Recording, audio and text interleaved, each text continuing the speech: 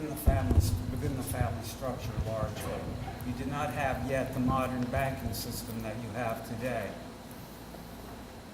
So through knowing people, through familial relationships, one was able to expand their mercantile activities based on familial relationships, that you felt comfortable in dealing with people.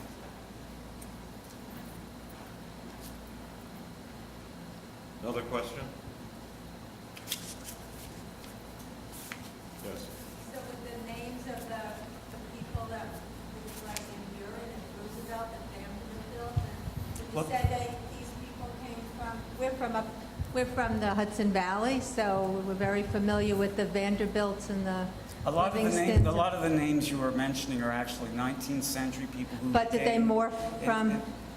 If you look at Right. the female alliances, you will find that as new families acquire wealth, the older families generally through the female line.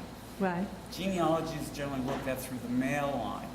And if you look through the male line, a lot of times you'll see what appears to be all new names. But if you go through the female relations, all of a sudden what appears to be a lot of unrelated men becomes a very closed kinship group.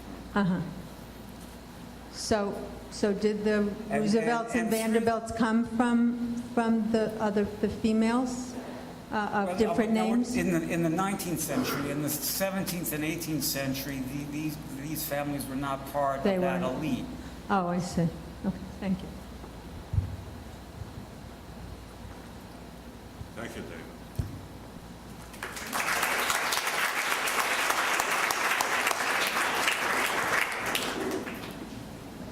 Our next speaker is Noah Gelfand, and I've known Noah for a couple of years, but mostly probably longer than I've known the other two in continuity of time, because Noah spent 3 months with us at the New Netherland Institute. He was the second winner of the Quinn McNeil Fellowship.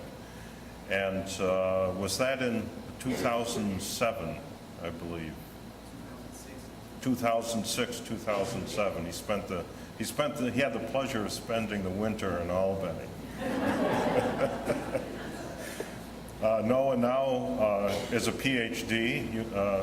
From NYU in 2008, and tonight he's going to talk about the arrival of the Jews and their survival here in New York.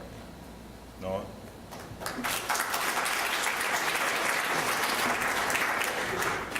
Thank you, Charlie.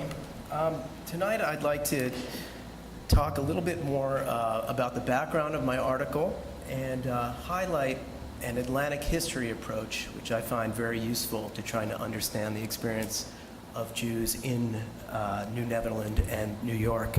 So the title of my talk is Jews in New Netherland and Early New York, Some Additional Context.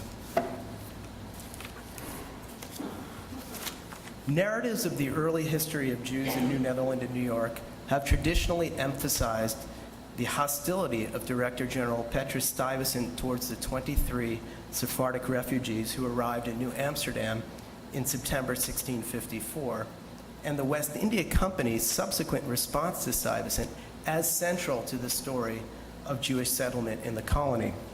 In these narratives, Stuyvesant's desire to have these, quote, deceitful, repugnant, and hateful enemies depart as soon as possible is juxtaposed with the now fairly famous April 1655 West India Company letter in which the directors of the Amsterdam Chamber, now citing either, depending on your translation, large amounts of money Jews had invested in the company or, conversely, were indebted to the company, instructed Stuyvesant that Jews may travel and trade to and in New Netherland and live and remain there.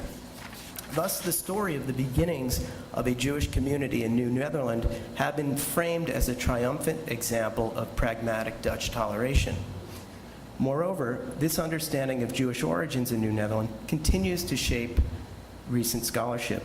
Two eminent scholars of the Jewish American experience, both published major works in 2004 in which they articulated an interpretation consistent with this traditional narrative. While the dichotomy between Stuyvesant's and other leading colonists' hostility to the Jews on the one hand and the West India Company's more tolerant position on the other is perhaps an adequate frame